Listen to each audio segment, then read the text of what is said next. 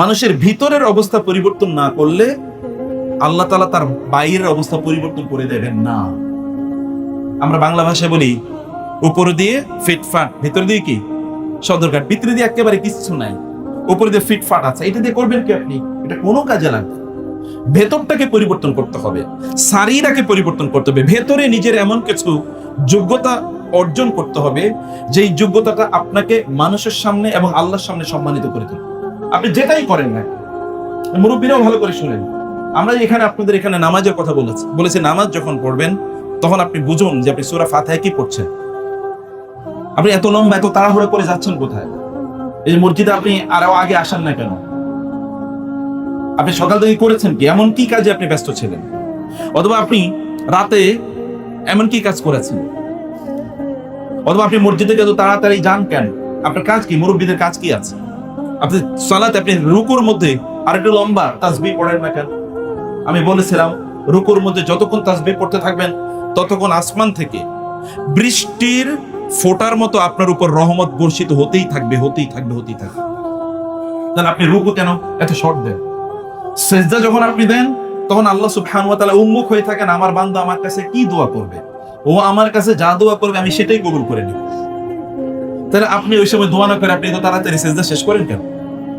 আপনার নিজের কাজ আপনি করবেন না? এটা তো আপনার নিজের জন্য, আপনার নিজের কল্যাণ, আপনার নিজের গুড, নিজের কল্যাণ আপনি কেন বুঝেন না? আপনার নিজের ক্ষতি কেন আপনি করেন? আপনি নিজের ভেতরটা পরিবর্তন করেন। বাইরে পরিবর্তন আমরা মেকআপ লাগাই কোথায়? ভিতরে না বাইরে? মেকআপ লাগাই কোথায়? মেকআপ বাইরে। বাইরে পরিবর্তন করে লাভ কি? ভিতরটা হচ্ছে কি সর্বনাশ, ভিতরে কিচ্ছু নাই। এই বাইরের পরিবর্তনের কোনো কল্যাণ নাই। ভেতরের পরিবর্তনই খুবই সবচেয়ে বেশি গুরুত্বপূর্ণ পরিবর্তন। বেলাল রাদিয়াল্লাহু তাআলা আনহু, চিন্তা করে দেখেন তো, বেলাল রাদিয়াল্লাহু তাআলা আনহু যদি আমাদের মতো থাকতেন, তিনি তো এখানে ভালো অবস্থায় ছিলেন, তিনি যদি মনে করতেন আমি তো এত চ্যালেঞ্জ নেওয়ার দরকার কি, আমি কেন ঈমান আনলেই তো আমার উপর জুলুম অত্যাচার হবে। এরপরেও ঈমান তিনি এনেছেন, জুলুম অত্যাচার তার উপর করা হয়েছে। জুলুম কেমন করা হয়েছে বলেন তো? মরুভূমিতে উত্তপ্ত বালির উপর, উত্তপ্ত পাথরের উপর, শুধু উত্তপ্ত পাথর, সেখানে আগুনের জ্বলন্ত অঙ্গারের উপর তাকে শুইয়ে দেওয়া হয়েছে এবং তার শরীরে এই যে পিঠ, এটা পুড়ে চর্বি বের হয়ে আগুন নিভেছে। তারপরে লোকেরা তাকে ছাড়ায়নি। তখন তারা কেবল বলেছে, তুমি কেবল বলো যে আমি মুহাম্মাদের ধর্ম অস্বীকার করলাম সাল্লাল্লাহু আলাইহি ওয়াসাল্লাম। তিনি কি তা বলেছেন? তিনি কেবল বলেছেন কি আহাদুন আহাদ, আহাদুন আহাদ, আহাদুন আহাদ, কেবল আল্লাহ একা, এতটুকু, এর বাইরে বলতে পারেন নাই। শুধু এতটুকু বলছেন আহাদুন আহাদ, এর বাইরে বলতে পারেন। এত কষ্ট।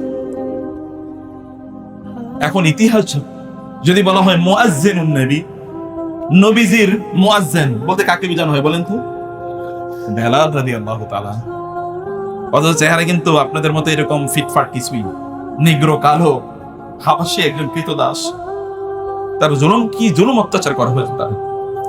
এই যে ধৈর্য তিনি ধারণ করেছেন, এই যে তিনি তার সুখের জায়গা থেকে বের হয়ে গিয়ে, কথিত সুখ, আরোপিত সুখ, নিজেরা বানাওয়াটা একটা সুখ, এখান থেকে বের হয়ে গিয়ে তিনি যে চ্যালেঞ্জ গ্রহণ করেছেন, দেখেন তো তার পরিস্থিতি কি। রাসূল সাল্লাল্লাহু আলাইহি ওয়াসাল্লামের ইন্তেকালের পর তিনি মদিনা থেকে বের হয়ে যান, তিনি মদিনায় ছিলেন। ওমর রাদিয়াল্লাহু তাআলা খেলাফতের কালে তিনি আবার মদিনায় একবার ফিরে আসেন। লোকেরা গিয়ে ধরলো, আপনি অনেকদিন আপনার আজান শুনি নাই বেলাল, আপনি একটু আজান দেন, আপনি একটু আজান। বেলাল রাদিয়াল্লাহু তাআলা আজান দিতে দাঁড়ালেন। তিনি বললেন আশহাদু আন্না মুহাম্মাদার রাসূলুল্লাহ। এটা যখন বললেন তখন তিনি যখন আল্লাহু আকবার বলা শুরু করলেন, তখন চারিদিকে আজানের আওয়াজ যাওয়ার পর সাহাবীরা তারা দৌড়ে আসলো, এই বেলালের মতো আজান দেয় কে? অনেকদিন তো এরকম আজান শুনি না, একেবারে হুবহু বেলালের আজান। তারা তো জানে না যে বেলাল আজান দিচ্ছে রাদিয়াল্লাহু তাআলা। তারা দৌড়ে আসলেন, দেখলেন বেলালই আজান দিচ্ছে, চারিদিকে ভিড় জমে গেল। তিনি আজান দিচ্ছেন, যখন তিনি বললেন আশহাদু আন্না মুহাম্মাদার রাসূলুল্লাহ, এরপরে তিনি সামনে আগাইতে পারেন না। আল্লাহ রাসূলের ভালোবাসার কথা তার মনে পড়ে গেল, তিনি বেহুশ হয়ে পড়ে গেলেন। তিনিও কাঁদছেন, সাহাবায়ে কেরামরা কাঁদতেছে, সবাই কাঁদছে। রাসূলের স্মৃতি তাদের মনে পড়ে গেছে। একজন বেলালকে মানুষ কেন এরকম ভালোবাসে? ওই যে তিনি ওই জায়গা থেকে বের হয়ে গেছেন। আপনার সূরা কাহাফ পড়েন প্রতি জুমাবারে পড়েন কিনা? সূরা কাহাফ পড়ছেন কিনা আজকে? আচ্ছা, সূরা কাহাফের মধ্যে কাহাফ যাদেরকে কেন্দ্র করে নাম রাখা হয়েছে সূরাটি। কাহাফ মানে হচ্ছে গুহা। কাহাফ মানে কি? গুহা। কিসের গুহা? পাহাড়ের গুহা। এই পাহাড়ের গুহায় গিয়ে কয়েকজন যুবক আশ্রয় নিয়েছে। এই যুবকরা কিন্তু সমাজের কোনো সাধারণ যুবক না, যে কোনো পড়াশোনা করে নাই, বাপদাদারা খুবই গরিব, এদের কোনো দেখতে শুনতে এরকম কিছু না, অবহেলায় আছে, কেউ তাদেরকে চেনেও না, এরকম না। তারা কিন্তু খুবই প্রভাবশালী, ওইখানকার রাজা মন্ত্রী তাদের সন্তান।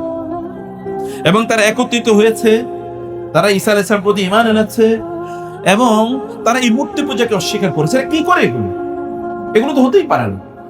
আল্লাহ তাআলা ইবাদত ছাড়া অন্য কোনো কিছুর ইবাদত হতেই পারে না। এগুলোকে তারা অস্বীকার করেছে। রাজাদেরকে তারা ওই সময়ে রাজাদেরকে মানে মনে করা হতো যে তারা আল্লাহর সন্তান, এবং এই কারণে তাদের পূজা করতে লোক। এরা বলে না এটা হতেই পারে, তাদের সন্তানরা কিন্তু।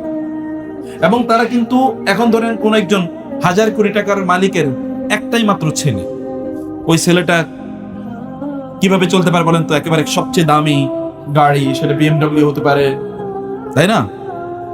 অথবা এর চেয়ে আরো দামি কোনো গাড়ি হতে পারে, ফেরারি হতে পারে, ল্যান্ড ক্রুজার হতে পারে, এমন কোনো গাড়ি নিয়ে সে সারাদিন ঘুরে বেড়ায়, ফুর্তি করে, বন্ধু বান্ধবদেরকে নিয়ে আড্ডা দেয়। পড়াশোনা নেই, কারণ বাপের এত টাকা, সে পড়াশোনা করে করবে কি?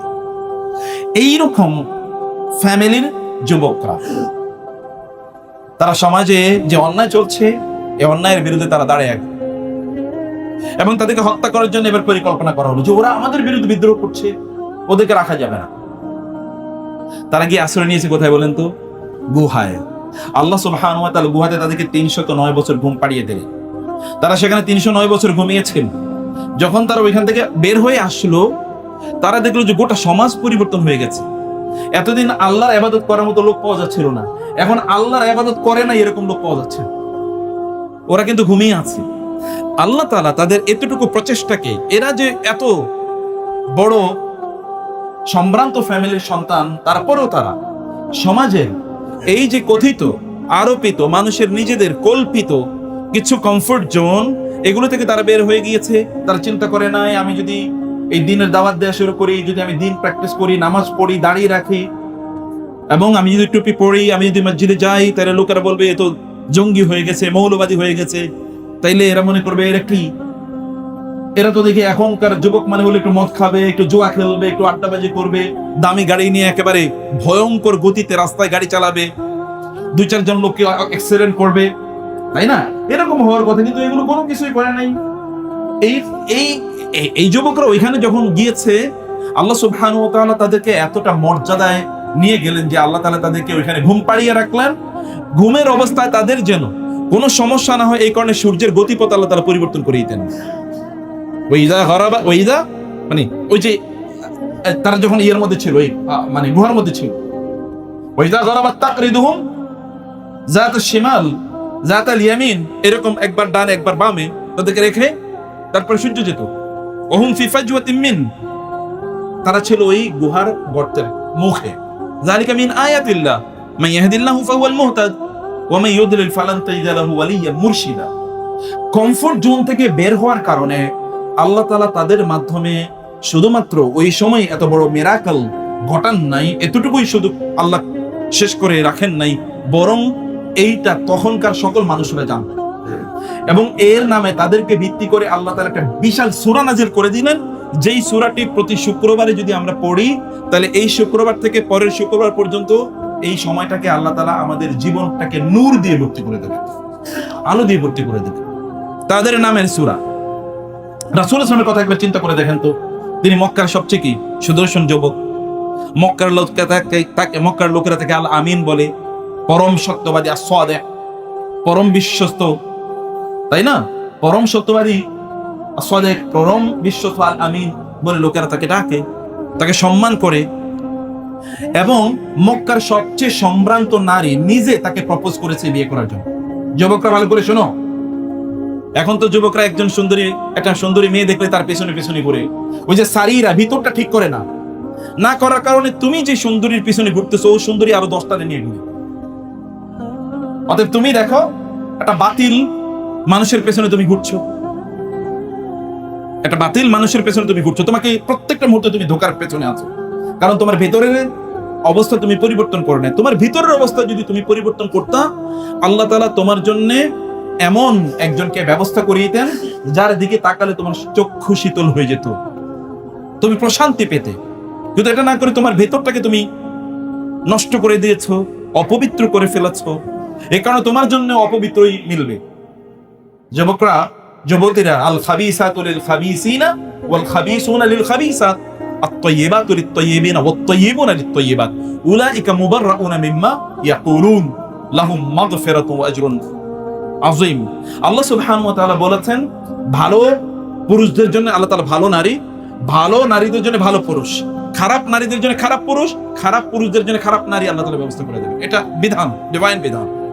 এর বিপরীত হতেই পারে, বিপরীত সবসময় কি রুল না। যেমন ফেরাউনের স্ত্রী ছিলেন আসিয়া, এটা একটাই আছে দুনিয়াতে ঘটনা। এরকম ঘটনা এত ব্যাপক নাই। ভালো মানুষের স্ত্রী ভালো, দুই একটা এক্সাম্পল আছে ভিন্ন।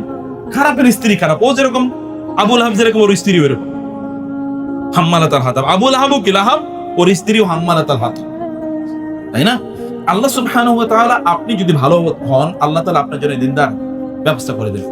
তো তোমাদের নিজেদেরকে তোমরা ইন্টারনালি পরিবর্তন করো, তাইলে আল্লাহ তাআলা তোমাদের এক্সটার্নাল অবস্থা পরিবর্তন করে দেবেন।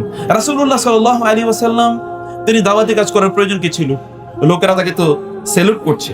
দাওয়াতি কাজ যখন তিনি শুরু করলেন, তখন এসে কি লোকেরা তাকে এসে বলেন নাই উকবা ইবনে আমের অথবা উকবা মানে ওয়ালিদ ইবনে উকবা অথবা ওয়ালিদ ইবনে মুগীরা, এরা এসে রাসূল সাল্লাল্লাহু আলাইহি ওয়াসাল্লামকে এই কথা বলেন নাই যে ইয়া মুহাম্মদ সাল্লাল্লাহু আলাইহি ওয়াসাল্লাম, আপনি দাওয়াতি কাজ বন্ধ করেন। এগুলো কইরা আপনি আমাদের বাপদাদাদের ধর্ম থেকে বিচ্ছিন্ন হয়ে যাচ্ছেন, আমাদের লোকজনকেও বিচ্ছিন্ন করছেন। এটা বাদ দিয়ে আপনি কি চান?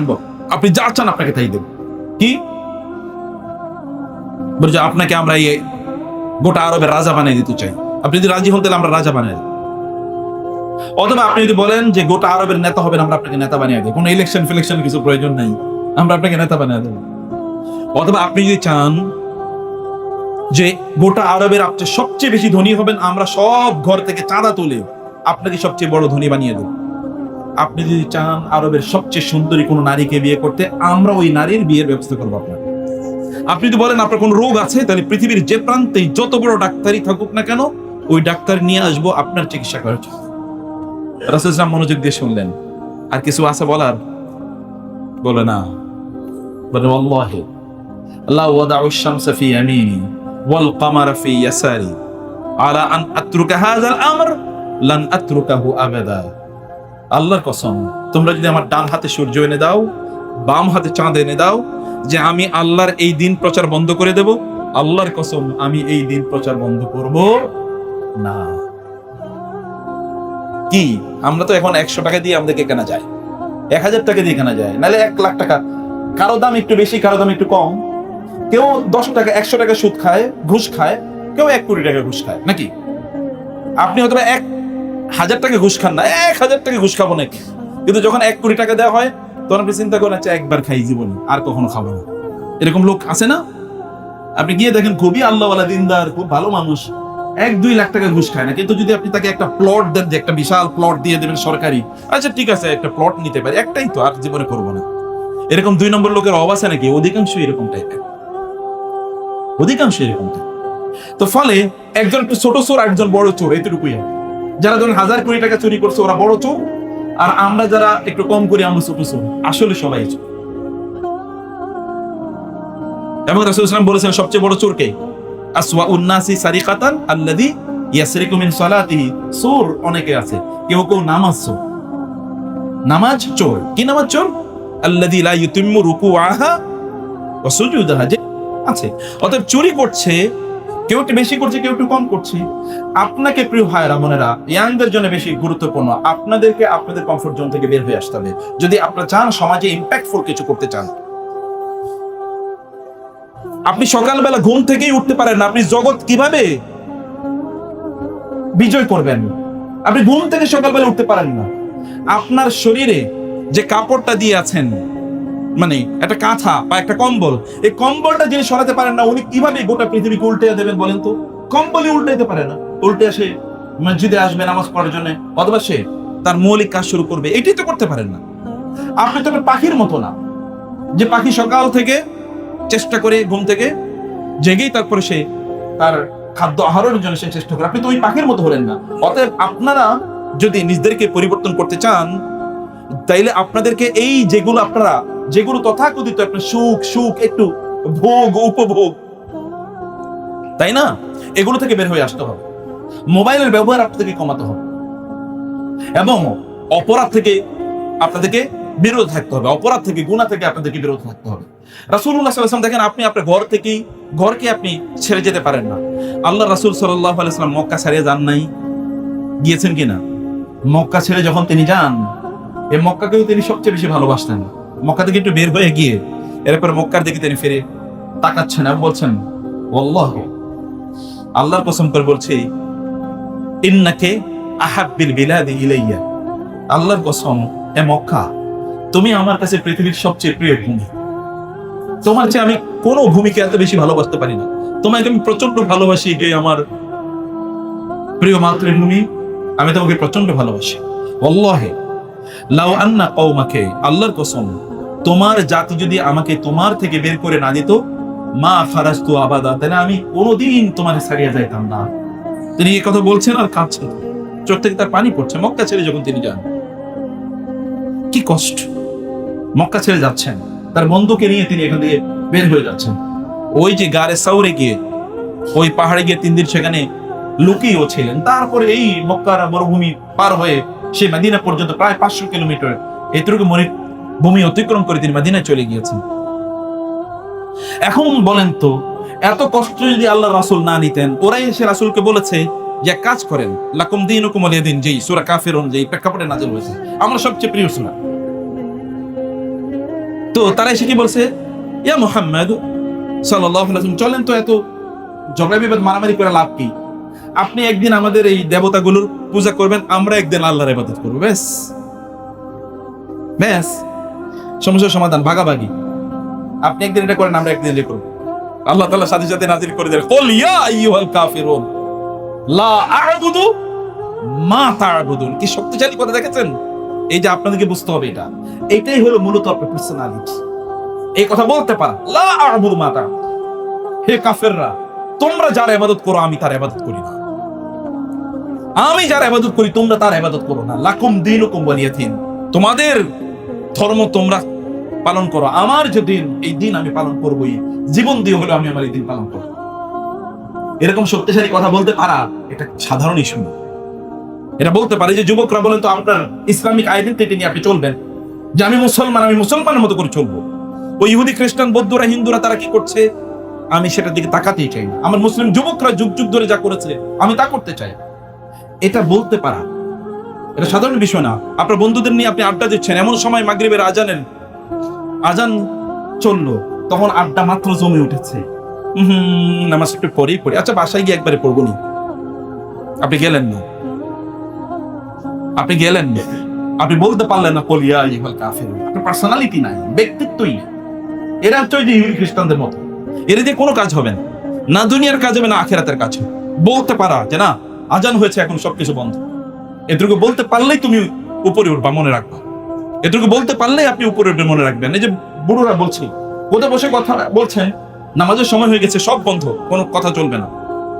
বলতে পারা যে এখন তোমার দোকানের টেলিভিশন বন্ধ করে দাও, এখন আজান হচ্ছে, এটুকু বলতে পারাই কি আপনি? এটা কারা বলতে পারে দেখেন তো, এটা কারা বলতে পারে? যারা সমাজকে পরিবর্তন করতে পারে।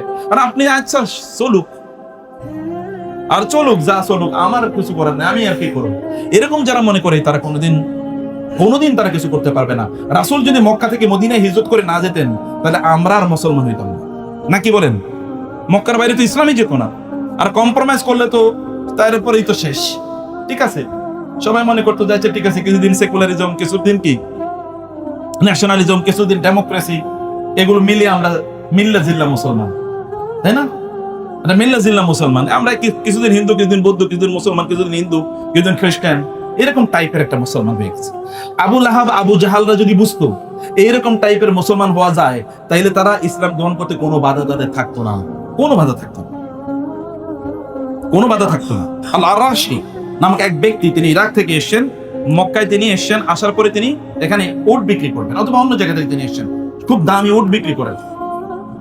তিনি এসে মক্কায় যখন উট নিয়ে আসছিলেন, খুবই চমৎকার উট, আবু জাহেল উট দেখা বললো যে সুন্দর উট তো, আমি এটা কিনতে চাই, কত? বলেছে এত। বলেছে ঠিক আছে, তুমি আমাকে সবাই চেনে, আমার নাম বললে চলবে, আমি তোমার এটা কিনবো। দামাদামি বলে, দামাদামি করিস না, আমি নিচ্ছি, আবার দামাদামি। এই লোক তো মনে করছে যে আরে এত ভালো মানুষের কাছে, তো বড় লোকের কাছে বিক্রি করলাম, এত নেতা, আপনি তো বুঝেন, খুব টাকা পয়সাওয়ালার মালিক এবং এলাকার সবচেয়ে প্রভাবশালী মানুষ, সে কি আর কম দামে কিনবে নাকি? সে তো বেশি দামে কিনবে, একটু বেশিই দেবে।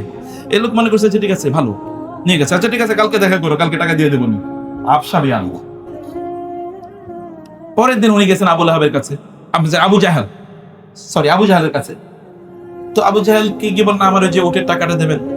বলে তুমি উট চিনি না তো তোমারে, আবার কি উট, কি বলো এগুলো? বলে মানে কি হয়েছে, গতকাল আপনি আমার উটটা নিলেন না, বললেন না সবচেয়ে সুন্দর ভালো দেখে আপনি পছন্দ হয়েছে। বলে মানে কি, আমি তোমার চিনি না তো, আমি তো তোমার কোনোদিন দেখি নাই, যাও এখান থেকে, না কিন্তু লোক ডাকবো, তোমার পিটাবে, মাস্তান আর কি, সন্ত্রাসীরা যা করে। বললাম আপনি মনে ভুল করছেন, আপনি আমাকে চিনতে পারছেন না, এই যে এরকম এরকম। বলে তুমি এখান থেকে যাবা নাকি আমি মানুষ ডাকবো তোমার পিটানোর জন্য? এ লোক দেখলো সর্বনাশ, এই তো আমি বড় বাটপারের কাছে আমি পড়ে গেছি, করণীয়। সে জিজ্ঞেস করলো ভাইয়া এই মক্কার নেতা কার? বলে যে ওই যে দারুন নদওয়াতে, তাদের সংসদে ওইখানে বসে আছে, সেখানে গেল। বলে যে ভাই, আমি এই যে আবু জাহেল এর কাছে আমি ভোট বিক্রি করেছিলাম, উনি আজকে টাকা দেওয়ার কথা, উনি এখন আমার চেনেই না, দিচ্ছে না। করণিক বলে যে আবু জাহেল এখানকার সবচেয়ে বড় নেতা, তার বিরুদ্ধে আমাদের কিছু বলার নেই, না দিলেও কিছু বলার নেই। বলেন কি ভাই, আমি না আমার টাকা পাবো না, আমার একটু বলেন তো কিছু, আমি করবো কি? তখন ওইখানকার কিছু দুষ্ট ছিল, দুষ্ট বলে ওই যে রাসূল ইসলাম তখন ওই দিক দিয়ে যাচ্ছে, বলে যে ওই যে মুহাম্মদ যাচ্ছে না, উনিই পারবে আবু জাহেলের কাছ থেকে টাকা তুলে দিতে, ওনাকে গিয়ে বল। ওদের উদ্দেশ্য হলো রাসূলুল্লাহ সাল্লাল্লাহু আলাইহি ওয়াসাল্লাম যখন আবু জাহেলের কাছে যাবে, তখন রাসূল ইসলামকে আবু জাহেল কি করবে, অপমান করবে, লাঞ্ছিত করবে, এটা দেখে তারা একটু হাততালি দেবে, তাদের মজা লাগবে, ভালো লাগবে। মুসলমানদেরকে, দিনদারদেরকে যখন অন্যরা জুলুম অত্যাচার করে, তখন আমাদের দেশের একদল লোক হাতে তালি দেয় কিনা, ধরছে সন্ত্রাসী, ধরছে মৌলবাদী, ধরছে জঙ্গি, ধরছে। এগুলো তো বাংলাদেশের মিডিয়া এই কাজগুলোই করছে যুগ যুগ ধরে, এই কাজগুলি তারা করছে। অতএব এইরকম একটা মৌকা ওরা পেয়ে গেল। মৌকা ওরা পাওয়ার পরে এই লোক গিয়ে রাসূল সাল্লাল্লাহু আলাইহি ওয়াসাল্লামকে বললেন যে আপনার কথা শুনেছি, এরা আপনার কথা বলেছে, আমি আবু জাহেলের কাছে এরকম টাকা পাই, উট নিয়েছে, আমার টাকাটা দেন। বলে তাই নাকি, আসো। হাত ধরে নিয়ে গেলেন আবু জাহেলের কাছে, গিয়ে তার দরজা টোকা দিলেন। কে? আমি মুহাম্মদ। আপনি কেন এসেছেন? বলে এই লোক আপনার কাছ থেকে টাকা পাবে, উট বিক্রি করছিলেন, উট বিক্রি করছিল আপনার কাছ থেকে, আপনি টাকা দেন নাই, এই কারণে আমি নিয়ে এসে ওর টাকাটা দিয়ে দেন। টাকাটা দিয়ে দেন তো ফাইলেহি। আবু জাহেল বলে একটু দাঁড়ান, একটু দাঁড়ান, আমি এখনই দিচ্ছি, আমি এখনই দিচ্ছি। বলে আবু জাহেল কি করলো, ভিতর থেকে আইনা টাকাটা এর দিয়ে দিল, এবং এই লোক চলে যাচ্ছে। এই লোক অবাক। আর ওই যে লোকেরা যারা দূর থেকে মনে করছে এবার মুহাম্মদ সাল্লাল্লাহু আলাইহি ওয়াসাল্লাম এখানে গেলে আবু জাহেল তাকে অপমান করবে, তারাও দূর থেকে থেকে অবাক, কিরে আবু জাহেল এরকম আচরণ, আবু জাহেল হঠাৎ করে এরকম আচরণ করলো, ঘটনা কি? রাসূল সাল্লাল্লাহু আলাইহি ওয়াসাল্লাম এখান থেকে বলে চলে গেলেন, ওই লোকে চলে গেল। এবার তারা গিয়ে আবু জাহেলকে জিজ্ঞেস করলো, আবু জাহেল ঘটনা কি? বলে আল্লাহ কসম, যখন মুহাম্মদ আমার কাছে এসেছিল, তখন আমি দেখেছি তার পেছনে এত ভয়ঙ্কর টাইপের একটা উট, ভয়ঙ্কর টাইপের, এরকম আমি দেখিনি। ওট এরকম হা করে আছে, মনে হচ্ছে যেন আমি যদি মুহাম্মদকে ডিসঅবে করি, ডিনাই করি, তাহলে ওটা আমাকে খেয়ে ফেলবে। আমি আতঙ্কে তারপরে তার টাকা দিয়ে দিচ্ছি, ওই লোকের ইয়ে করে দিচ্ছি। কমফোর্ট জোন থেকে বাইরে হয়েছে কিনা? আর বলতো ভাই তুমি কি মুসলমান? যেমন এখন আমরা করি, ধরুন কোন একটা লোকের অন্যরা মারতেছে, আপনি পাশে দিয়ে যাচ্ছেন, যাওয়ার সময় বলেন এই তোমার আকীদা, এই তোমার মাযহাব কি, এই তোমার ধর্ম কি, তুমি কি মুসলমান নাকি তুমি হিন্দু নাকি তুমি বৌদ্ধ, এরকম। অথবা তুমি কোন দল, তুমি কি এই রাজনৈতিক কোন দল, তুমি এই দল ওই দল, যাও তুমি যেহেতু আমার দলের লোক না, ওদের তোমার মারবো। এরকম আছে কিনা? আপনার দলের লোক না, এই কারণে মারছে দিকে আপনি কিছুই মনে করেন না। বাংলাদেশের এরকম মানুষের কোপে মারছে না, এখনো মারছে, আগেও মেরেছে, এখনো মারছে, কিন্তু এগুলো দেখেন অন্য কেউ কোনো কিছু বলছে না, অথবা ওই দল করে না দেখা, অতএব এখানে কোনো আলোচনা নেই। আল্লাহ রাসূল বলতে পারতেন যে তুমি তো আমার দলের লোক না, তুমি তো মুসলমান না, আমি তোমার জন্য কেন বলবো? তিনি বলেন নাই। কমফোর্ট জোন থেকে বের না হলে আপনি কোনোদিন বড় কোনো কিছু করতে পারবেন না। এই কারণে বলছি, আপনার সারিরা, আপনার ভেতর সিরা, উপরটা যত সুন্দর করবেন, ভেতরটা তার চেয়ে আরো বেশি সুন্দর করবেন, যেন ভেতরের কারণে উপর দিয়ে আপনার কেবল কি হয়, আলোর মতো এরকম ঠিকরে বের হয়। এটা যদি আমরা না করতে পারি তাহলে কোনোদিনই রাসূল সাল্লাল্লাহু আলাইহি ওয়াসাল্লাম মদিনায় গিয়ে তিনি কি করেছেন? ইসলামের রাষ্ট্র প্রতিষ্ঠা করেছেন, এবং এই কারণে সারা পৃথিবীতে ইসলাম ছড়িয়ে পড়েছে। আচ্ছা, বদরের যুদ্ধের কথা একবার চিন্তা করে দেখেন, মাত্র 313 জন লোক। তিনি যদি যুদ্ধে অংশগ্রহণ না করতেন, তাহলে তো ওরা মদিনাকে জ্বালিয়ে পুড়িয়ে দিত। মক্কার লোকেরা, কুরাইশরা জ্বালিয়ে পুড়িয়ে দিত, ইসলামের আর অস্তিত্ব খুঁজে পেতেন না। কিন্তু রাসূল ইসলাম সেখানে এলেন, সাহাবায়ে কেরামদেরকে জিজ্ঞেস করলেন, তোমরা কি বলো? সাদ ইবনে মুআজ রাদিয়াল্লাহু তাআলা দাঁড়িয়ে বলেন, ইয়া রাসূলুল্লাহ, আপনি যদি আমাদেরকে বলেন ওই যে বারকুল গামাদ অতটুকু জায়গায় গিয়ে যদি আমরা ওইখানে যেতে বলেন, আপনি আমাদেরকে প্রচন্ড দূরে এরকম মরুভূমিতে, সেখানে আমরা যাব, কোনো সমস্যা নাই। মেকদাদ রাদিয়াল্লাহু তাআলা বললেন, ইয়া রাসূলুল্লাহ, এবং তিনি বললেন, যদি আপনি আমাদেরকে বলেন লোহিত সাগরে ঝাঁপ দিতে, লোহিত সাগরে আমরা ঝাঁপ দেবো, একবারও জিজ্ঞেস করবো না। কেন আপনি বলছেন? একবারও জিজ্ঞেস করবো। মেকদাদ রাদিয়াল্লাহু তাআলা বললেন, ইয়া রাসূলুল্লাহ, আপনি যুদ্ধে যান, আপনি আমাদেরকে যা বলবেন আমরা তাই করব, আপনার সাথে আমরা যুদ্ধে ঝাঁপিয়ে পড়বো। আমরা মূসা আলাইহিস সালামের বাহিনী মানে ইসরায়েলের মতো আমরা এটা বলবো না যে আপনি যান এবং আল্লাহকে নিয়ে আপনি যুদ্ধ করেন, আমরা করতে পারবো, আমরা করতে পারবো। আপনি গিয়ে যুদ্ধ করেন, আমরা করতে পারবো না। বরং আমরা বলবো, আপনি যান, আমরা আপনার সাথে আছি, আমাদের জীবন দিয়ে আমরা আপনার পক্ষে দাঁড়িয়ে থাকবো, আমাদের সম্পদ দিয়ে, আমাদের পরিবার দিয়ে সব কোরবানি হয়ে যাক, কিন্তু আমরা আপনাকে ছাড়বো না। বদরের যুদ্ধে এই চ্যালেঞ্জ যদি গ্রহণ না করতেন, বদরের যুদ্ধের সাহাবীদেরকে আল্লাহ তাআলা বলেছেন, বদরের যুদ্ধের সাহাবীদেরকে, এ মালুম আশাইতুম, তোমাদের যা মনে চায় করো, বদরের যুদ্ধে যেহেতু তোমরা অংশগ্রহণ করেছো, তোমাদের সকল গুনাহ মাফ করে দাও। অতীতের না, ভবিষ্যতের গুনাহ মাফ। ভবিষ্যতেও তোমরা কোনো গুনাহ করলে এগুলো আমলনামায় নেওয়া হবে না। জিবরিল এসে বলেন, ইয়া রাসূলুল্লাহ, আপনাদের মধ্যে সেরা কারা? আপনি আপনার সাহাবীদের মধ্যে সেরা কারা? বলে, আমার সাহাবীর মধ্যে যারা বদরে অংশগ্রহণ করেছে তারাই সেরা সাহাবী। জিবরিল বললেন, ইয়া রাসূলুল্লাহ, আমাদের ফেরেশতাদের মধ্যেও তারাই সেরা যারা বদরের যুদ্ধে আপনার সাথে যুদ্ধ করেছিল। ফেরেশতাদের মধ্যে তারাই সেরা। বদরের যুদ্ধে মানুষের মধ্যে যারা অংশগ্রহণ করেছে তারা যেরকম সেরা, ফেরেশতাদের মধ্যে সেরা। বদরের যুদ্ধটা কি ছিল বলেন তো? একদিকে 313 জন, কোনো অস্ত্র শস্ত্র নাই, অন্যদিকে 1000 অস্ত্র শস্ত্র সজ্জিত। ভাইরা বোনেরা, ইয়াং জেনারেশন, ভালো করে শোনো, তুমি বের হয়ে আসো। তুমি মোবাইলটা ছাড়তে পারো না, এটা তো একটা হিজরত। রাতের বেলা তুমি বলবা, আমি রাতে সন্ধ্যা হয়েছে, এখন থেকে ফজর পর্যন্ত আমি মোবাইল আর ধরবো না, স্পর্শ করবো না, আমি সোশ্যাল মিডিয়ার দিকে তাকাবো না। এটা কিন্তু একটা হিজরত। চোখটাকে হারাম থেকে রক্ষা করে, এটা বড় একটা হিজরত। এতটুকু আমরা করতে পারি। রাসূল মক্কা থেকে মদিনায় চলে গেছে, তিনি যুদ্ধের মাঝে যুদ্ধ করবা কিভাবে? তুমি তো নফসের বিরুদ্ধে যুদ্ধ করতে পারছো না। তোমার মনে চাইলে একটা হারাম ছবি দেখলা তুমি ফেসবুকে, একটা মহিলা এসে লাইভ করতেছে, কতক্ষণ দেখলা তার চেহারার দিকে, তুমি তো এতটুকু থেকে নিজেকে বাঁচাতে পারো না, তাহলে তুমি শয়তানের বিরুদ্ধে যুদ্ধ করবা কিভাবে? যুদ্ধ করতে হবে, যুদ্ধের জন্য প্রস্তুতি নিতে হবে, যুদ্ধের জন্য প্রস্তুতি নিতে হবে, নিজকে সেভাবে প্রস্তুত করতে হবে, নিজকে যোগ্য করে তুলতে হবে, নিজের মধ্যে এরকম যোগ্যতা ডেভেলপ করতে হবে, সময়গুলোকে কাজে লাগাতে হবে। কোনো ধরনের কোনোভাবে অন্যায়ভাবে অপ্রয়োজনে সময়কে কোনোভাবে কাটানো যাবে না, চেষ্টা করতে হবে, কাজ করতে হবে। ইব্রাহিম আদহাম রাহিমাহুল্লাহ, বিখ্যাত আপনার আবেদ, একজন লোক তার কাছে গেলেন এবং বললেন, আমার কয়েকটা সন্তান আছে, ওদের জন্য আমার একটু আয় ইনকাম করতে হবে, আমি একটু যাচ্ছি, আপনি তো আমার প্রতিবেশী, আপনি আমার সন্তানদের দিকে একটু খবর রাখেন। বলে, আচ্ছা ঠিক আছে, যাও। তিনি গিয়ে একটু সামনে গেলেন, যাওয়ার পরে দেখলেন যে একটা অন্ধ পাখি তার বাচ্চাদেরকে নিয়ে ওইখানে তার ওই যে ইয়ের মধ্যে নিড়ে মানে পাখির বাসায় পাখি বসে আছে, আরেকটা পাখি এনে খাবার ওই বাচ্চাগুলোকে খাওয়াচ্ছে, এই অন্ধ পাখিরা খাওয়াচ্ছে। ইনি চিন্তা করলেন, সুবহানাল্লাহ, এই অন্ধ পাখিরই যদি আল্লাহ তাআলা খাওয়াইতে পারেন তার বাচ্চা সহ, তাহলে আল্লাহ তো আমারে খাওয়াইতে পারেন, তাহলে আমি এত কষ্ট করে শুনে যাচ্ছি কেন? এটা মনে করে তিনি এখান থেকে ফিরে চলে এসেছেন, মানে যে আল্লাহ তাআলা তো আমাকে খাওয়াবেনি। এসে ইব্রাহিম ইবনে আদহামের সাথে দেখা করার পর ইব্রাহিম ইবনে আদহাম বলেন, কি ব্যাপার, তুমি না আয় ইনকাম করতে গেলে তুমি ফিরে আসলা কেন?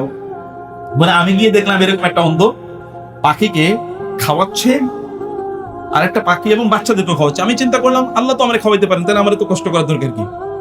ইব্রাহিম আদহাম বলে, না হারে, তুমি অন্ধ পাখির মতো হতে চাইলা, কিন্তু যেই পাখিটা ওরে আইনা খাওয়াইতেছে তার মতো হইতে পারলা না, তুমি হতে চাইলা না। যে অন্ধ পাখি বসে বসে খাইতেছে, তার চেয়ে তো যে তারা এনে খাওয়াচ্ছে সে অনেক উত্তম। তুমি উত্তমটা হও, তুমি অধমটা কেন হতে চাচ্ছ? তুমি উত্তম, তুমি অন্ধ হতে চাও, যে তুমি অন্ধ এই কারণে তোমাকে আল্লাহ খাওয়াবেন, এই কারণে তুমি আল্লাহ তোমাকে খাওয়াবেন, তোমার চেষ্টা করতে হবে। লাইসা লিল ইনসানি ইল্লা মা সা, তুমি যাও, কষ্ট করো, কাজ করো, তোমাকে কাজ করতে হবে। আপনারা জিয়াংরা আমি পৃথিবীতে তাদেরকেই দেখেছি, তারাই পরিবর্তন করেছে এই এই এই সমাজকে, গোটা মুসলিম সমাজকে। মুসাব ইবনে উমাইর তোমরা কেন হতে পারো না? একজন কেন? উকবা ইবনে আমের হতে পারেন না আপনারা, অথবা উকবা ইবনে নাফে, এই যে যুবকরা মুহাম্মাদের নে, মানে ওই যে এখানে আমাদের এই অঞ্চলে যিনি ইসলাম নিয়ে এসছেন, কোথায় ইবনে মুসলিমের কথা আপনারা বলেন, তাই না? এই যে ছোট ছোট বয়সে আমরা যেগুলোকে এখন খেলার বয়স মনে করছি, সেই সময় তারা গোটা পৃথিবীকে পরিবর্তন করেছে। মুসাব ইবনে উমাইর গোটা মদিনার লোকজনরা ইসলাম গ্রহণ করেছে, তার বয়স তখন 18, 19, 20 এর বাইরে না। ইবনে আব্বাস রাদিয়াল্লাহু তাআলা আনহুর কাছে যখন লোকেরা এসে ফাতোয়া নেয়, হাজার হাজার সাহাবী তখনও জীবিত, তখন তার বয়স 17, 18। ইমাম শাফির কাছে যখন হাজার হাজার ছাত্র বসে থাকে, তখন তার বয়স 15, হাজার হাজার ছাত্র। এবং ইমাম নববী রাহিমাহুল্লাহ যখন মারা যান, তখন তার বয়স 45। এই পৃথিবীতে হাদিস পড়তে গিয়ে ইমাম নববীর হাদিস পড়বে না এরকম কারো সম্ভব না। হাদিস পড়তে হলে ইমাম নববীর পড়তে হবে, রিয়াদুস সালেহীন অথবা বিখ্যাত 40, এরকম আরো অনেক, অথবা মুসলিম শরীফের ব্যাখ্যা, সহিহ মুসলিমের ব্যাখ্যা, শরহ মুসলিম। এটা কেউ মানে হাদিস শাস্ত্র পড়তে ইমাম নববীকে বাদ দিয়ে পড়বে। আপনাদের বয়স কার 45 নাই বলেন? অনেকেরই তো 45-এর উপরে। তাহলে আপনারা করেছেন কি? আমরা করেছি কি এর মধ্যে? আর তারা কি করেছে? তাহলে আমাদেরকে মৌলিকভাবে আমাদেরকে কমফোর্ট জোন থেকে আমাদের বের হয়ে আসা লাগে। আপনি সাঁতার শিখতে যাবেন, আপনার বাচ্চাকে আপনি সাঁতার শেখাবেন, তো ওকে একটু চ্যালেঞ্জ গ্রহণ করা লাগবে না? একটু পানি তো মুখের মধ্যে যাবেই, কষ্ট তার হবে, আদারওয়াইজ সে সাঁতার শিখতে পারবে না। সাঁতার একেবারে এমনি শিখে যাবে, কিছু পানি গিলবে। আপনারও পানি গিলছেন, আমিও গিলছি, আপনারও গিলছে। পানি গিলতে হবে সাঁতার শিখতে গেলে, তাই না? এটা আমাদেরকে করাই লাগে। আমি লাস্ট যে কথাটা বলতে চাই, তাহলে যে আমাদেরকে নিশ্চয়ই রাসূলুল্লাহ সাল্লাল্লাহু আলাইহি ওয়াসাল্লাম এবং সাহাবায়ে কেরাম রাদিয়াল্লাহু তাআলা আনহুম আজমাইন, তাদের থেকে আমাদের শিক্ষা গ্রহণ করা দরকার। সালমান আল ফারিসি রাদিয়াল্লাহু তাআলা কথা চিন্তা করে দেখেন, কোথায় ইরাকে তিনি ছিলেন। তার বাবা কিন্তু বিশাল বড় ব্যবসায়ী, তাদের ফ্যাক্টরি দেখতে বলেছেন, যাও তুমি একটা ফ্যাক্টরি দেখতে যাও। প্রতিমধ্যে তিনি একজন রাবাইকে বা একজন মানে পাদ্রীকে দেখলেন, সেই দিন প্রচার করছে। ওইটা শুনে তিনি মনে করলেন, আমরা যেই মূর্তি পূজা করি, এর চেয়ে তো ওনারা যা বলছেন তাই হলো। এরপরে তিনি ওইখান থেকে বাপের এই বিশাল সম্পত্তি রেখে তিনি চলে গেছেন কোথায়? সিরিয়াতে। সিরিয়া থেকে তিনি আবার আসলেন মানে পারস্য থেকে তিনি গেলেন আরেক জায়গায়, এরকম 4 জায়গা অতিক্রম করার পরে তারপরে তিনি মদিনায় এসেছেন রাসূলের খোঁজে, যে সর্বশেষ নবী আসবে তিনি কোথায়। মদিনায় এসে তিনি ক্রীতদাস আকারে বিক্রি হয়ে গেছেন, অথচ বাবা এত সম্পদের মালিক ছিল। মদিনায় এসে তিনি ক্রীতদাস আকারে বিক্রি হয়ে গেছেন। কেবল রাসূল এই মদিনায় আসবেন এটা শোনার কারণে তিনি এই জায়গায় তিনি চলে এসেছেন, এবং এখানে তিনি ক্রীতদাসের মতো করে ইহুদির ক্রীতদাসের কারে তিনি ছিলেন। এরপরে যখন শুনলেন রাসূল এসছে, তখন তিনি রাসূলুল্লাহ সাল্লাল্লাহু আলাইহি ওয়াসাল্লামের কাছে দৌড়ে গিয়ে তিনি বায়াত নিয়েছেন। বলা হয় যে প্রায় 200 বছর তিনি বেঁচে ছিলেন, তিনি ইসলাম গ্রহণ করেছেন। কত লম্বা সফর, কোথায় ইরাক থেকে ক্রীতদাস আকারে বিক্রি, কোথায় ইরাক থেকে সিরিয়া থেকে আবার কি পারস্য থেকে তারপরে তিনি এখানে এসেছেন। বাকি ইবনে মুখাল্লাদ তিনি তিনি বসবাস করতেন হচ্ছে স্পেনে, আন্দালুসিয়া থেকে তিনি ইরাকে হেঁটে এসেছেন। এর মধ্যে 1000 কিলোমিটার রাস্তা কেবল হাইটে আসছেন, কয়েক মাস জুড়ে হেঁটে এসেছেন আহমদ ইবনে হাম্বলের কাছে ইসলাম মানে হাদিস শেখাতে। এবং এই কারণে আন্দালুসিয়াতে, স্পেন, ওই অঞ্চলে ইমাম আহমদ ইবনে হাম্বল রাহিমাহুল্লাহ তার মানহাজ ওইখানে সবচেয়ে পপুলার। এটা কিন্তু বাকি ইবনে মুখাল্লাদের কারণ একজন মানুষকে বিশাল বড় পরিবর্তন করতে পারে। প্রিয় ভাইরা, এই পরিবর্তনের জন্য আপনাদেরকে বড় উদ্যোগ নিতে হবে। কাজ করেন, চেষ্টা করেন, চ্যালেঞ্জ গ্রহণ করেন, উদ্যোগ গ্রহণ করেন, সময়টাকে কাজে লাগান, ব্যাপক পরিমাণে কাজ করেন, ব্যাপক পরিমাণ যোগ্যতা অর্জন করেন, জ্ঞান অর্জন করেন, পড়াশোনা করেন, তাহাজ্জুদে দাঁড়িয়ে যান। আল্লাহ রাসূলকে আল্লাহ তাআলা বলেছেন, কুমিল লাইলা ইল্লা কালিলা। আপনি রাতে দাঁড়িয়ে যান, অধিকাংশ সময় দাঁড়িয়ে নামাজ আদায় করুন, অথবা রাতকে অর্ধেক নামাজে দাঁড়িয়ে নামাজ পড়েন, অথবা অর্ধেকের চেয়ে একটু কম পড়েন। এরপরে সূরাতুল মুদ্দাসসির, ইয়া আইয়ুহাল মুদ্দাসসির, এই জামা কাপড়, এই কম্বল দিয়ে নিজকে আবৃত করে রেখেছেন, জামা কাপড় পরে শুয়ে আছেন, উঠুন, কুম ফানজির, মানুষকে সতর্ক করুন। ওয়া রাব্বাকা ফাকাব্বির, আল্লাহর শ্রেষ্ঠত্ব প্রতিষ্ঠা করুন। ওয়া সিয়াবাকা ফাতাহির, আপনার জামা কাপড় পবিত্র করুন। ওয়া রুজ্জা ফাজুর, এই মূর্তি পূজার বিরুদ্ধে দাঁড়িয়ে যান। ওয়ালা তামনুন তাস্তাকসির, মনে করবেন না যে আমি অনেক করছি, আমি তো নামাজ পড়ি নাই, আমি কোরআন পড়ি নাই। অনেকে দেখবেন আপনার বাচ্চাদেরকে আপনি যখন বলেন আমি না কিছুক্ষণ আগে কোরআন পড়েছি, আল্লাহ বলছেন তুমি মনে করে না যে তুমি একটু করছো, অনেক কিছু করে। ওয়ালা তামনুন তাস্তাকসির, এরকম তুমি মনে করো না। আপনি যত বেশি আপনি আখিরাতে অনেক মর্যাদাবান হতে চান, তাহলে এই দুনিয়াতে আল্লাহর পেছনে সময় ব্যয় করুন, আল্লাহর জন্য। আপনি দুনিয়াতে অনেক সম্মানিত হতে চান, তাহলে এখানেও প্রোডাক্টিভলি উত্তমভাবে সময়গুলোকে ব্যয় করেন, কাজে ব্যয় করেন, নিজকে মানসম্পন্ন করে তোলেন, সম্মানিত করে তোলেন। বাপদাদার মানে তাদের বংশ দিয়ে আপনি চলতে পারবেন না। রাসূল ইসলাম বাপদাদার বংশ দিয়ে চলেন নাই, মুসলমানরা বাপদাদার বংশের ঐতিহ্য দিয়ে চলেন না। বাবারা মারা বা বাপদাদারা সম্পদ রেখে গেছে, এগুলো আপনি খাবেন, আপনার লজ্জা লাগে না? আপনার ব্যক্তিত্ব নাই? ইয়াং জেনারেশন, তোমাদের লজ্জা নাই, আত্মমর্যাদা নেই যে বাপের সম্পত্তি তুমি খাবা? আর আপনারা যারা বাবার সম্পত্তি ভোগ করেন, আপনাদের লজ্জা নাই? নিজেদের কোনো দায়িত্ব নাই, কাজ নাই এই পৃথিবীতে? আপনারা এমনি খাওয়া দাওয়া ফুর্তি করো। এটা কি ওই গরু ছাগলের মতো জীবন? গরু ছাগলের মতো জীবন? যেই বাঘগুলো দেখবেন ইয়েতে থাকে, জঙ্গলে থাকে, ওগুলো কত তরতাজা থাকে। যে বাঘগুলো জঙ্গলে থাকে কি তরতাজা, এবং ও যখন খায় ও কিন্তু সতেজ জিনিস খায়। ও যখন হরিণের পেছনে দৌড়ায়, তখন হরিণ যদি বাঘের চেয়ে বেশি দ্রুত দৌড়াতে না পারে, তাহলে হরিণ কিন্তু মারা পড়বে। আর যেই বাঘগুলোকে অথবা যেই সিংহগুলোকে খাঁচায় এনে চিড়িয়াখানায় ভরা হয়, ওগুলো দেখবেন কয়েকদিন পরে মারা যায়, ওগুলো কিন্তু বেঁচে থাকে না। ও কিন্তু তৈরি খাবার পাচ্ছে। এই যে ইয়াংরা ভালো করে খেয়াল করবেন, তৈরি খাবার খাইতেছেন, বাপ দাদাদের দেয়া, মা রান্না করে, বাপে ইনকাম করে, আর তৈরি খাবার খাচ্ছেন। আপনার দিয়ে কিচ্ছু হবে না। এটা ওই বাঘের মতো, কয়েকদিন পরে মরে যাবেন, চিড়িয়াখানার বাঘের মতো। ও নির্দিষ্ট পরিমাণ খাবারই পায়। আর আপনি যদি ওই রকম হতে পারেন, জঙ্গলের বাঘের মতো এরকম শক্তিশালী, তাইলে দেখবেন আল্লাহ সুবহানাহু ওয়া তাআলা আপনাকে দিয়ে পরিবর্তন করাবেন ইনশাআল্লাহ। আল্লাহ তাআলা আমরা যেন এরকম পরিবর্তনের জন্য নিজেদেরকে যোগ্য করতে পারে সেই তৌফিক দান করুন। আল্লাহুম্মা আমিন। আকুলু কাওলি হাযা ওয়া আস্তাগফিরুল্লাহ লি ওয়া লাকুম ওয়া লিসাইরিল মুসলিমিন ফাস্তাগফিরুহু ইন্নাহু হুয়াল গফুরুর রহিম।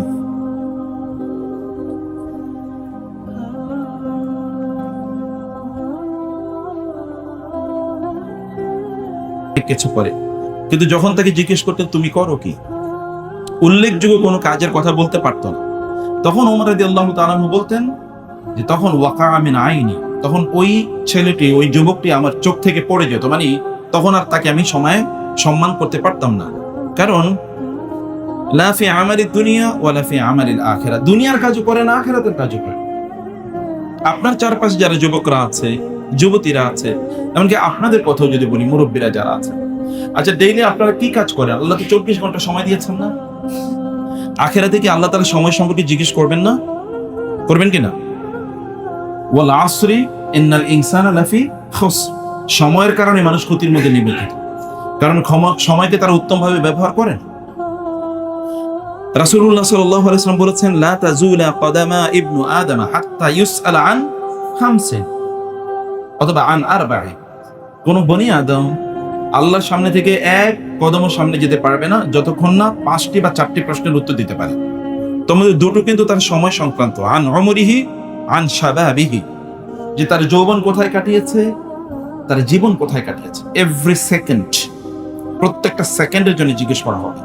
ফামান ইয়ামাল মিসকালা যাররাতিন খাইরান ইয়ারা ওয়া মান ইয়ামাল মিসকালা যাররাতিন শাররান ইয়ারা, সে ভালো কি কাজ করেছে বিন্দু পরিমাণ সেটাও সে দেখবে, খারাপ কি কাজ বিন্দু পরিমাণ করেছে তাও দেখবে। বিন্দু পরিমাণ খারাপ কাজ করার জন্য কি ঘন্টার পর ঘন্টা সময় লাগে বলেন তো? না, ঘন্টার পর ঘন্টা সময় লাগে না। বিন্দু পরিমাণ খারাপ কাজ করার জন্য বিন্দু পরিমাণ সময়ও লাগে। এতটুকু পরিমাণ সময়ের জন্য আল্লাহর কাছে জবাবদিহি করতে হবে। জান্নাতীরা যখন যাবে তখন তারা কোনো ব্যাপারে আফসোস করবে না, কিন্তু তারা কেবল আফসোস করবে তাদের আমল নামে কিছু ডট থাকবে, ডট, কালো চিহ্ন। তারা জিজ্ঞেস করবেন আল্লাহ এই ডটটা কিসের, কালো দাগটা কিসের? বলো যে এই সময় তুমি আমার জিকির করতে না। তখন জান্নাতীরা আফসোস করে বলবে হা আল্লাহ তুমি দুনিয়ায় আবার পাঠাও, ওই সময়গুলো তোমার ইবাদতে কাটাতে চাই, ওই সময়গুলো তোমার ইবাদতে কাটাতে চাই। সম্মানিত ভাইয়েরা এবং বোনেরা, মৌলিক প্রবলেম হলো আমরা আমাদের চারপাশে যে জগৎ তৈরি করেছি, নিজেদের ধারণায়, নিজেদের সুবিধায় অথবা নিজেদের কমফোর্টে, একটু মজা আনন্দ, এর বাইরে আমরা একেবারে যেতে চাই না। এর বাইরে আপনি না গেলে আপনি জান্নাতুল ফেরদাউসে যাবেন কিভাবে বলুন তো? কিভাবে যাবেন? মুরব্বীরা বলেন আপনার গত 24 ঘন্টা কিভাবে কেটেছে আপনি হিসাব করেন তো। আল্লাহ তাআলা কি বলেন নাই সেদিন এই জমিন আপনার বিরুদ্ধে সাক্ষ্য প্রদান করবে? ওয়াইযাল আরদু মুদ্দাত ওয়া আলকাত মা ফিহা ওয়া তাখাল্লাত ওয়া আযিনাত লিরাব্বিহা ওয়া হুক্কাত। ইযা যুলজিলাতিল আরদু জিলজালাহা ওয়া আখরাজাতিল আরদু আসকালাহা ওয়া ক্বালাল ইনসানু মা লাহা ইয়াওমাইযিন তুহাদ্দিসু আখবারা। সেদিন এই জমিন আপনার সব খবর প্রকাশ করে দেবে। এই জমিন আপনার ঘর প্রকাশ করে দেবে। যে আপনি ঘর মনে করছেন না, ঘরে আমি বসে কি করি এটা কে দেখে? এই ঘর পর্যন্ত, আপনার খাট, আপনার চারিদিকের যে দেয়াল, এগুলো কিন্তু সব রেকর্ড করে রাখছে। এগুলো কিন্তু ক্যামেরা। মনে করেন না যে এগুলো প্রাণহীন, এগুলো সব ক্যামেরা, এগুলো সব রেকর্ড করছে। কিয়ামতের দিন এগুলো সব আল্লাহর সামনে একদম প্রেজেন্ট করবে। তখন আপনি বলবেন মা লাহা, কি ব্যাপার, এটা কি হলো? আল্লাহ বলবেন, তখন জমিন বলবে বিআন্না রাব্বাকা আওহা লাহা, আল্লাহ আমাকে বলেছেন তোমার সকল তথ্য প্রকাশ করে দিতে, এই কারণে তোমার সকল তথ্য আমরা প্রকাশ করে দিচ্ছি, সব প্রকাশ করে। আমরা আমাদের কমফোর্ট জোনের বাইরে যেতেই চাই।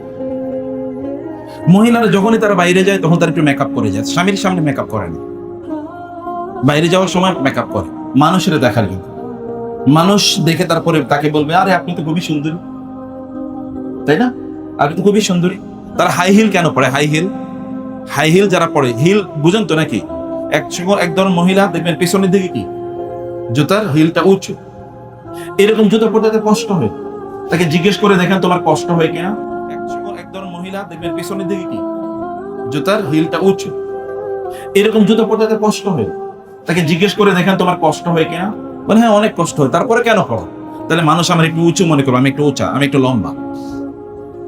ফেক এক ধরনের কমফোর্ট চারিদিকে সে বানিয়ে রাখছে এবং এর মধ্যে সে থাকতে ভালোবাসে।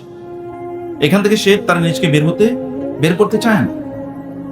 আপনি পুরুষদের যেমন ইয়াং ছেলেদের দেখবেন, তারা কোনো রেস্টুরেন্টে গিয়ে ওইখানে একটু খায় আর ছবি তোলে আর ফেসবুকে দেয়, এই যে দেখো কি মজা করছে। ওর কি সারাদিন এরকম মজার মধ্যে থাকে? সারা বছর এরকম মজা করে না, ওই একটা মুহূর্তে মজা করছে, ওইটাই সে দেখাইতেছে। এটা দেখে একটু ভালো ফিল নিতে চায়। সে তো তার নিজে তো আনন্দ করেছে, কিন্তু মানুষজন তারে বলে ওইখানে একটু লাইক করবে, কমেন্ট দেবে, একটু শেয়ার করবে, এটা তার একটু ভালো লাগার জায়গা। এইরকম একটা বাতিল জগৎ তার চারিদিকে সে তৈরি করে একটু আনন্দ নিতে চায়। রিয়েল জগতে বসবাস করছেন লোকেরা, একেবারেই রিয়েল জগতে বসবাস করে না। এগুলো অনেক দামি। আপনি একটা মোবাইল কিনলেন, আচ্ছা এই দামি মোবাইল আপনার কাজ কি? আমার এক কলিগ খুব দামি একটা মোবাইল কিনেছে, আমি বলছি দামি মোবাইলের তার কাজ এই একটা বাটন ফোন অথবা ধরুন একটা স্মার্টফোন, আপনি হয়তো বা ইউটিউবে ইসলামিক আলোচনা শুনবেন, এই কারণে আপনার হয়তো বা দরকার আছে। কিন্তু সেটা 5 লাখ টাকা দামের কেন হবে? কি আছে 5 লাখ টাকাটায় আর 10,000 টাকাটার মধ্যে পার্থক্য কি? এটা কেবল আপনি দেখাতে চান যে আপনি অনেক বড় কিছু, একটা ফেক ইমেজ, একটা ভুয়া নিজের চারিদিকে কি এটা ভুয়া একটা সম্মান এর আবহ তৈরি করতে চাচ্ছেন। এগুলো কোনোটাই না, এগুলো সব ভুয়া, এগুলো কোনোটার মধ্যে কোনো সারবত্তা নেই। এগুলো দেখা বেড়ায় অনেকে। আপনার ছেলেটা বা আপনার মেয়ে দামি গাড়িতে, যেন আপনি একেবারে স্কুলের সামনেই বা কলেজের সামনে বা ইউনিভার্সিটির সামনে, মাদ্রাসার সামনে ওই দামি গাড়িটা নিয়ে, বাবা আমি ওইখানেই উঠবো, মা আমি ওইখানে উঠবো, তুমি ওইখান থেকে আমাকে পিক আপ করবা। তাহলে তার ফ্রেন্ডরা দেখবে দেখো কত দামি গাড়ি। আপনি আপনার বাসায় একটু দামি লোকদেরকে দাওয়াত দেন যারা গাড়ি নিয়ে আসতে পারবে, তাহলে প্রতিবেশীরা দেখাতে পারবেন দেখো আমি কত বড় লোকের সাথে কি রিলেশন রাখি, তাই না? এটা কেন করছি? আমরাও কেন এটা করি? আমরা একটা মিথ্যা জগৎ আমাদের চারিদিকে তৈরি করতে চাই। আমরা বাস্তবতা একেবারে বসবাস করি না এবং এই কারণে আমরা ব্যর্থ। আল্লাহ সুবহানাহু ওয়া তাআলা রাসূলের কথা একবার চিন্তা করে দেখেন তো, তিনি কি তার কমফোর্ট জোনের মধ্যে ছিলেন?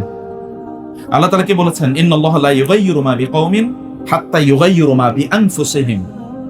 মানুষ তার ভেতরে যদি পরিবর্তন না করে তাহলে আল্লাহ সুবহানাহু ওয়া তাআলা তাকে পরিবর্তন করবেন না।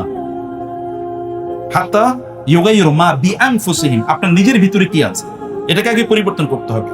আপনি যেটা স্বপ্ন দেখছেন ওইটার জন্য আপনার নিজকে যোগ্য করে তুলতে হবে। আপনার সন্তানরা তারা খুবই জান্নাতুল ফেরদাউসে যেতে চায়, দুনিয়াতে তারা খুবই ক্ষমতাশালী, প্রভাবশালী, সম্পদশালী এটা হতে চায়, কিন্তু পড়াশোনা করবে না, কিন্তু দিনদারি কোনোটাই করবে না, ফজরের নামাজ জামাতে আদায় করবে না, কোরআন তেলাওয়াত করবে না, হিফজ করবে না, দিন সম্পর্কে জানবে না।